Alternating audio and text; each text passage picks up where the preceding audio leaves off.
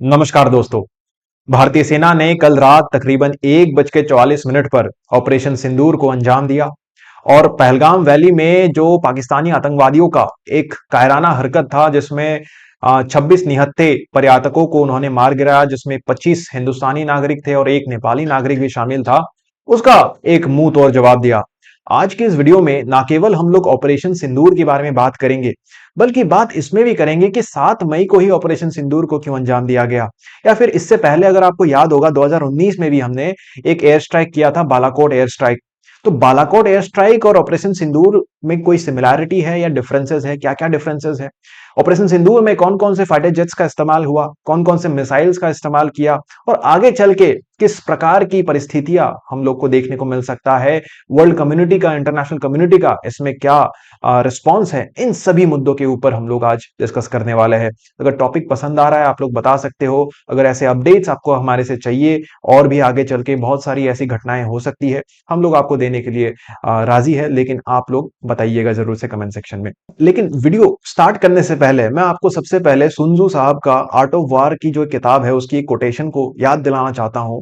वो कहते हैं कि you can be sure of succeeding in your attacks if you only attack places which are undefended. देखिए, जब से ये पहलगाम का मुद्दा चल रहा है, आई एम प्रिटी श्योर, आप लोग को भी पता होगा कि आईएसआई बहुत एक्टिव हो गई है। ये लोग कोशिश कर रहे हैं कि दिल्ली की हर एक मूवमेंट को ये लोग ट्रैक कर पाए और पाकिस्तान को पुख्ता खबर पहुंचा पाए। और ऑपरेशन सिंदूर जैसा एक बड़ा मैसिव ऑपरेशन जब कोई कैरी आउट करेगा, ये तो ऑब्वियस है कि दिल्ली में रेसिना हिल्स में कुछ ना कुछ हरकत होगी। तब उनको शक हो सकता है और वो लोग कोशिश कर सकते हैं कि इसको कैसे रिटेलिएट किया जाए। और उसी वजह से कल आपने देखा होगा मिनिस्ट्री ऑफ होम अफेयर्स के द्वारा सभी chief secretaries of the states को एक नोटिस आता है कि हम लोग 7 मई को ही मॉक ड्रिल करने वाले हैं। तो अगर कोई एजेंट देख भी ले कि दिल्ली में हरकत चल रहा है, तो उनको लग सकता है, ये लगेगा कि दिल्ली तो मॉक ड्रिल की तैयारी में कुछ ना कुछ हरकत कर रही है। So it was a very nice way to dodge the entire attention. And of course mock drill भी जरूरी है, मैं ये नहीं कह रहा हूं मॉक ड्रिल ना करे, मॉक ड्रिल होगी और आप सबका मैं इसमें सहायता सहयोग मांगूंगा। लेकिन मैं चाहता हूं ये आपको गौर करवाना कि इसी रात को 7 तारीख के ही सुबह सुबह क्यों ऐसा अटैक किया जाता है। To it was a perfectly planned dodge, जो दाग देना होगा हमारे मिनिस्ट्री ऑफ एक्सटर्नल अफेयर्स को, हमारे आर्म फोर्सेस को, हमारे डिफेंस मिनिस्ट्री को। सो अब देखते हैं कि मुद्दा क्या है। प्रेस रिलीज, ऑफिशियल रिलीज, देखिए बहुत सारी इंफॉर्मेशन फ्लड हो गई है और कुछ इंफॉर्मेशन को मैं जानबूझ के स्किप भी कर रहा हूं। कारण एक ही है कि अगर मैं वेरीफाई नहीं कर पाऊंगा ऑफिशियल सोर्सेज से, मैं उसको फेक मान सकता हूं। बहुत सारा फेक न्यूज फैल रहा है। तो पीआईबी कहता है कि हम लोग ने 1:44 AM में 1:44 में 7 तारीख को एक कार्रवाई की और जिसका नाम हमने ऑपरेशन सिंदूर रखा। तो इस ऑपरेशन का नाम भी इसी तरीके से रखा गया कि जिस आतंकी हमले के द्वारा हमारे माताओं और बहनों का सिंदूर छीना गया, इसी ऑपरेशन सिंदूर के द्वारा उन आतंकवादियों को हम लोग मार गिराएंगे। तो कोशिश, लेकिन एक चीज याद रखिएगा, this is not a attack on Pakistani civilians, Pakistani civilians या फिर पाकिस्तानी मिलिट्री। क्लियरली यहां पे लिखा गया है, it's a focused, measured and non escalatory in nature and no Pakistani military facility have been targeted. मतलब इंडिया का लक्ष्य एक ही है कि टेररिज्म को मार गिराना है। हम लोग पाकिस्तान से लड़ाई नहीं चाहते हैं। It is not a war between India Pak, it's a war against terrorism, और चाहते हैं कि पाकिस्तान भी हमें इसमें सहयोग करे। सो कहीं ना कहीं आपको यह चीज समझना है। लेकिन इसी के साथ आपको काफी सारी रिसर्च एंड इंटेलिजेंस का काम भी समझना होगा। इंडिया ने कुल 21 ऐसे अड्डों का लोकेशन निकाला है जो कि पीओजे के मतलब Pakistan occupied Jammu and Kashmir, and core Pakistan, mainland Pakistan में भी है। पीओजे के मतलब ये जो पिंक लाइन देख रहे हैं ना, ये एलओसी है। मतलब इसके ऊपर का कश्मीर पाकिस्तान इलीगली हमसे छीन के रखा हुआ है। तो इसी एरिया में आप देख सकते हो इतना ज्यादा टेरर एक्टिविटीज, टेरर कैंप्स का एस्टेब्लिशमेंट्स है, और इसी में सारा ये आतंकवादियों का अड्डा है। और इन्हीं अड्डों को मार गिराने के लिए 9 अड्डे चुने गए थे। इस 21 के लिस्ट में कौन कौन से 9 अड्डे चुने गए हैं, मैं इसके बारे में बात करना चाहूंगा। लेकिन उससे पहले मैं आपको याद दिलाना चाहूंगा कि ऐसा ही एयर स्ट्राइक हमने 2019 में भी किया था, बालाकोट एयर स्ट्राइक।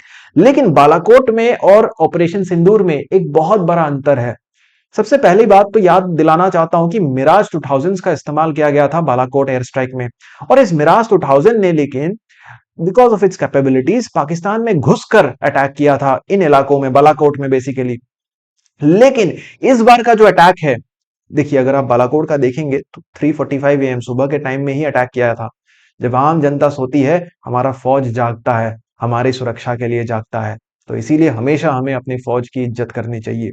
सो इस प्रकार के 4 से 5 एक्सप्लोजन की गई थी, 1 घंटे की कार्रवाई की गई थी, और इसमें स्पाइस 2000 एंड हमारा जो मिराज एयरक्राफ्ट से फाइटर जेट से इसका इस्तेमाल किया गया था। ये सबसे बड़ा डिफरेंस बालाकोट में और हमारी 2025 की ऑपरेशन सिंदूर में, कि इंडियन एयर स्पेस को इन्होंने कभी भी छोड़ा नहीं। मतलब पाकिस्तानी या इंटरनेशनल एयर स्पेस में कभी गए ही नहीं, बिना पाकिस्तान में घुसे हमारे इंडियन एयरफोर्स ने इस पूरे ऑपरेशन सिंदूर का अंजाम दिया, पाकिस्तानी ऑपरेशन सिंदूर को अंजाम दिया।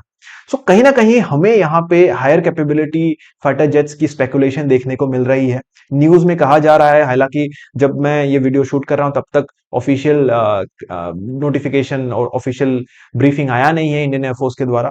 तो लेकिन जनरल जीडी बख्शी भी कह रहे हैं कि इस तरीके का कैपेबिलिटी हिंदुस्तान रखता है, और इसमें बहुत बड़ी एक आशंका है कि रफाल जेट्स का ही डेफिनेटली यूज किया गया होगा। मैं बता सकता हूं कि रफाल जेट्स में किस किस प्रकार की क्रूज मिसाइल्स को हम लोग, जैसे कि स्कैल्प मिसाइल हो जाए, हमर मिसाइल्स हो जाए, इनका इस्तेमाल करके हम ऐसी एक पावरफुल ऑपरेशन को कैरी फॉरवर्ड कर सकते हैं। जैसे कि आपको पता है कि इंडियन की Rafale jets specifically India modified भी है। मतलब 36 रफाल जेट्स का जो हम लोग का कंसोर्टियम था, जो एक ऑर्डर था, उसमें हमने कुछ इंडिया लाइक मॉडिफिकेशंस भी किया था दोस्तों। जैसे कि इसराइली हेलमेट माउंटेड डिस्प्लेस, या फिर रडार वार्निंग रिसीवर्स, या फिर low band jammers, 10 hour flight data recording, या फिर इंफ्रारेड सर्च ट्रैकिंग सिस्टम्स। इस प्रकार की एडिशंस को हमने एक्स्ट्रा किया। जैसे आप गाड़ी खरीदते हो तो आप मॉडिफिकेशन करते हो ना, तो वैसे ही मॉडिफिकेशंस की वजह से हमारे रफाल जेट्स कहीं ज्यादा पावरफुल भी है नॉर्मल रफाल जेट से। सो इस प्रकार की एक रफाल जेट जो कि इस तरह का speed and range carry forward करता है, इसमें माउंट किया हमने कुछ मिसाइल्स को। अब ये मिसाइल्स जिस तरीके से आप देख सकते हो यहाँ पे मिसाइल्स माउंट होता है, इन मिसाइल्स का भी स्पेसिफिकेशन कहीं ना कहीं हमने स्पेकुलेट किया है। इसका हालांकि ऑफिशियल नोटिफिकेशन अब तक आना बाकी है। तो जनरल साहब कहते हैं, and lot of air marshals are talking about, retired veterans are talking about, कि स्कल्प मिसाइल्स जो है हमारा, it is also air launched cruise missile. मतलब हवा से ही आप इसको क्रूज करा सकते हो। क्रूज मिसाइल मतलब आप इसको कंट्रोल, इसकी पूरी ट्रेजेक्ट्री को कंट्रोल कर सकते हो, आप टारगेट ओरिएंट कर सकते हो। बैलिस्टिक मिसाइल का और क्रूज मिसाइल का फर्क यही होता है, बैलिस्टिक मिसाइल आपको एक पर्टिकुलर ट्रेजेक्ट्री में लॉन्च कर दिया जाता है, but cruise missiles can change its course. तो इसमें ये जो क्रूज मिसाइल है, जिसको स्टॉर्म शेडो क्रूज मिसाइल भी हम लोग बोलते हैं, इसका अगर आप स्पेसिफिकेशन देखेंगे, it is design for long range deep strikes. Long range मतलब हम लोग को पाकिस्तान में घुसने की जरूरत भी नहीं है, हिंदुस्तानी एयर स्पेस में होके ही हम लोग पाकिस्तान के ऊपर वार कर सकते हैं। इस प्रकार की कैपेबिलिटी, 450 किलोमीटर तक की रेंज, और very highly accurate precise range, इसलिए क्योंकि इसमें INS, GPS and terrain referencing, इन 3 प्रकार के नेविगेशन सिस्टम्स इंस्टॉल्ड होती है। सो दूर से भी प्रेसाइज वार करने की क्षमता ये मिसाइल्स रखती है। ठीक है, it's ideal weapon for penetrating hardened bunkers and ammunition stores. और अगर याद दिलाऊं, यूक्रेन ने भी रशिया को अटैक करने के लिए इन्हीं मिसाइल्स का, स्काल्प मिसाइल्स का इस्तेमाल किया था। उसी के साथ अगला मिसाइल अगर आप देखेंगे तो हैमर मिसाइल, जो कि फ्रेंच कंपनी साफरान इसको मैन्युफैक्चर करता है, और ये एक basically air to ground missile है। It's all weather air to ground missile. कहीं बारिश अगर हो जाती तब भी ये मिसाइल अटल रहता। ठीक है, इसकी पूरी कैपेबिलिटीज अगर आप यहाँ पे पढ़ेंगे, इट्स अ वेरी गुड, मतलब non interceptor missile. Non interceptor मतलब अगर आपके कल का क्लास आपने देखा होगा, आजकल एडीएस होता है, एयर डिफेंस सिस्टम्स होती है। हालांकि पाकिस्तान के पास इतना ज्यादा स्ट्रॉन्ग एयर डिफेंस सिस्टम नहीं है, लेकिन फिर भी अगर आप एडीएस में भी इसको देखेंगे तो ट्रैक करना मुश्किल होता है। एडीएस क्या करता है, ग्राउंड में इस प्रकार की एंटी मिसाइल्स वो फायर कर देता है। तो जब भी दुश्मन का मिसाइल आता है तो ग्राउंड से ये छोटे छोटे एंटी मिसाइल्स फायर करता है, तो हवा में ही मिसाइल काम करना बंद कर देता है। लेकिन एंटी मिसाइल्स को ट्रैक भी तो करना पड़ेगा कि कुछ इंटरसेप्शन आ रही है, तो ये इंटरसेप्ट ही अगर नहीं कर पाएगी तो definitely anti missile system fail हो जाएगी। So that is why India chose the hammer and the scalp missiles. तो इस प्रकार की माउंटिंग हमने अपनी रफाल में की, रफाल जेट में की, और उसी से शायद हम लोग इस ऑपरेशन सिंदूर को अंजाम दे पाए। अगर आप अभी जगहों की बात करें कि कौन से जगहों में सर अटैक फाइनली हुआ है, देखिए बहुत सारे स्पेकुलेशन चल रही है, और स्पेकुलेशंस के आधार पे हमें ये मालूम पड़ा है कि बहवालपुर में जो एरिया है, ये जैश ए मोहम्मद का एक बहुत बड़ा अड्डा है। उसी के साथ लश्कर ए तोयबा का एक अड्डा है मुरीदके में। जैश ए मोहम्मद की ट्रेनिंग कैंप्स सरजाल में देखने को मिला था। काफी सारे ट्रेनिंग अड्डे इसमें देखने को है। फिर हिजबुल मुजाहिदीन की भी कुछ अड्डे जैसे सियालकोट में हमको देखने को मिला, या फिर कोटली में हमें देखने को मिला। और उसी के साथ मुजफ्फराबाद की भी दो कैंप्स है। इन कैंपों में काफी सारे यंग जो ट्रेनीज हैं उनको ट्रेन किया जाता है और उनकी एम्यूनिशन वगैरह को स्टोर किया जाता है। तो स्टोरिंग कैंप से होके बंकर्स को लेके एंड जहां पे मसूद अजहर या फिर जो आप लोग हफीज सईद की बात सुनते हैं अक्सर, इन लोग की भी जन्म स्थान इन्हीं जगहों को, इन्हीं अड्डों को हम लोग मान सकते हैं। तो डेफिनेटली ये सिर्फ एक एयर अटैक नहीं था, एक ऑपरेशन नहीं था, बट मसूद अजहर जैसे और जैश ए मोहम्मद जैसे टेरर ग्रुप्स के फाउंडर्स को, जो डिक्लेयर टेररिस्ट है, वर्ल्ड वाइड टेररिस्ट है, इनको भी अटैक करने का ये एक बहुत बड़ा प्रतीक था। अब फाइनली कौन से 9 जगह, सर आपने काफी सारे लिस्ट दिखाई, 21 जगहों का लिस्ट दिखाया था, but what are the final areas? तो government of India PIB release करता है कि इन 9 इलाकों में सबसे पहले 5 इलाके देखते हैं जो कि पीओजेके में है। पीओजेके मतलब पाकिस्तान ऑक्युपाइड जम्मू कश्मीर। ये तो इंडिया का ही हिस्सा है, पाकिस्तान इलीगली हमसे ऑक्यूपाई कर रखा है। जैसे कि नंबर 1 आप यहां पे देख सकते हो मुजफ्फराबाद, नंबर 2 आप देख सकते हो मुजफ्फराबाद का ही सैयदा बिलाल एरिया, उसके बाद आप कोटली का गुलपुर एरिया नंबर 3 में देख सकते हो यहां पे। फिर आप बरनाला में आप देख सकते हो भिम्बेर इलाका, और अब्बास कोटली इलाका 5वां नंबर। ये सारा जो है आपका काफी करीब है हिंदुस्तान के बॉर्डर्स, एलओसी के पास, और इनमें अटैक किया गया। उसके बाद कुछ मेनलैंड पाकिस्तान में भी इलाके हमने देखे, जैसे मुरीदके है, सरजाल है, ये भी टेररिस्ट अड्डे है, मतलब जाने माने टेररिस्ट अड्डे है, सबको पता है। बहुवालपुर ये जो साउथ में है, ये तो बहुत बड़ा अड्डा है, राइट। तो इसमें ट्रेनिंग से लेके एम्यूनेशन तक का, स्टोरिंग करने तक का काम चलता है। तो इन 9 इलाकों में, तो यहां पे 5 पाकिस्तान ऑक्युपाइड जम्मू कश्मीर में, और 4 आपके टेरर कैंप्स जो मेनलैंड पाकिस्तान में, हम लोग अपना एयर स्पेस वायलेट किए बिना, पाकिस्तान में घुसे बिना, हमने हिंदुस्तानी एयर में ही रह के अटैक करके मार गिरा है। इससे बड़ा मतलब एक अचीवमेंट क्या हो सकता है, आप लोग मुझे बताइएगा। सो फाइनली अगर आप देखेंगे, कुछ लोग कह रहे हैं कि सर ये तो पाकिस्तान इन्वॉल्व ही नहीं है, तो एक टेरर ग्रुप है रेजिस्टेंस फ्रंट करके, ठीक है, और इस ग्रुप ने कहीं ना कहीं इसका पूरे पहलगाम अटैक का रेस्पॉन्सिबिलिटी लिया हुआ देखा गया था। और ये कुछ अलग नहीं है, ये जैश ए मोहम्मद, लश्कर ए तोयबा, इन सब इलाकों से ही, इन सब टेरर ग्रुप से ही फंडिंग रिसीव करके काम चलाता है, अपना काम करता है। तो इसीलिए जवाबी हमले में हमने 70 टेररिस्ट को मार गिराया, 24 मिसाइल कुल फायर किए, और 9 अटैक कैंप्स में हमने अटैक किया। और ये सारा ब्रीफिंग जो है, ये हम लोग के जो है एक ऑफिशियल ब्रीफिंग के द्वारा मालूम पड़ा है। यहाँ पे हम लोग देख पा रहे हैं हमारे मिस्री जी, जो कि अभी के करंट फॉरेन सेक्रेटरी है। उसी के साथ हमारे पास इस ब्रीफिंग में थे कर्नल सोफिया कुरैशी। तो कर्नल सोफिया कुरैशी की अगर हम बात करेंगे, she was leading the Indian army contingent in multi national military exercises, and काफी अच्छा इनका अनुभव है। एक्सरसाइज फोर्स 18 में इन्होंने कहीं अव्वल परफॉर्मेंस दिखाया है। उसी के साथ हम लोग के साथ यहाँ पे इस ब्रीफिंग में थे विंग कमांडर व्योमिका सिंह जी। तो इन्होंने भी एनसीसी पास किया है, इंजीनियरिंग की है, और उसके बाद she join the Indian air force and has doing a prestigious service to the nation.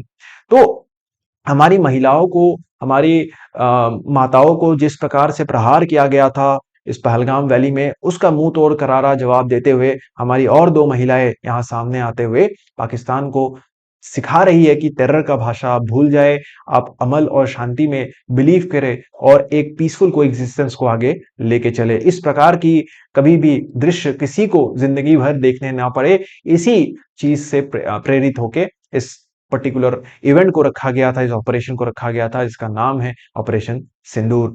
इसमें काफी सारे इंटरनेशनल कम्युनिटीज के मेंबर्स भी इन्वॉल्व थे। यूएसए को प्रायर इन्फॉर्मेशन गया था, यूके को प्रायर इन्फॉर्मेशन गया था, रशिया को प्रायर इन्फॉर्मेशन गया था। ये आप देख सकते हो, वाशिंगटन डीसी से एम्बेसी ऑफ इंडिया का नोटिस है, और स्पष्टीकरण दिया गया है क्लियरली कि भाई देखिए, किसी भी प्रकार से पाकिस्तानी मिलिट्री हो जाए, पाकिस्तानी सिविलियंस के ऊपर अटैक नहीं किया गया है। It was only attack on terrorism. इसी दौरान लेकिन आपको सतर्क रहना है, क्योंकि काफी सारे एयरपोर्ट्स, एयर स्पेसेस को बैन कर दिया गया है, फ्लाइट्स को कैंसिल कर दिया जा रहा है, स्पेसिफिकली नॉर्दर्न इंडिया की फ्लाइट्स को। और उसी के साथ काफी सारा फेक न्यूज भी पाकिस्तान फैलाने की कोशिश कर रहा है, जैसे कि बोलता है कि पाकिस्तान बोल रहा है कि Srinagar airbase has been attacked, या फिर ऐसे बोल रहा है कि ओल्ड इमेज ऑफ एक मिग 29 को लगा के बोल रहे हैं कि Pakistani air force has shot down a MiG 29। ये सब एक्चुअली पुराने इमेजेस, पुराने वीडियोस का इस्तेमाल करके ये इंटरनेट वार को स्प्रेड करना चाहते हैं। आपका एक बहुत बड़ा यहाँ पे किरदार रहेगा कि आप लोग इस प्रकार की वार को फैलने मत दीजिएगा, कोशिश करिएगा एक हिंदुस्तानी होने के नाते। और हो सकता है कि गलती से किसी हमारे हिंदुस्तानी भाई बहन से भी ये शेयर हो जाए, शायद उनको पता ना हो, लेकिन तुरंत उसको आप लोग नोटिफाई करें और इसको ज्यादा स्प्रेड ना होने दे। ऑफिशियल सोर्सेज, गवर्नमेंट सोर्सेज को ही फॉलो करें। और अंतिम में एक ही चीज कहूंगा कि जॉन एफ कैनेडी साहब भी पहले बोल चुके हैं कि mankind must put an end to war और war will put an end to mankind. तो युद्ध हम लोग नहीं चाहते हैं, नहीं करना चाहते, और कोशिश यही है कि अमन और शांति बने रहे। लेकिन टेरर को मुंह तोड़ करारा जवाब देना जरूरी था और उसी को हमने इसमें किया। आगे चलते बहुत सारी ऐसी घटनाएं और भी आ सकती है, न्यूज आ सकता है। अगर आपको वीडियो पसंद आया तो आप वीडियो को लाइक कर सकते हो, बता सकते हो कमेंट सेक्शन में, हम आपको अपडेट्स देते रहेंगे। धन्यवाद, आज के लिए इतना ही। जय हिंद, जय भारत।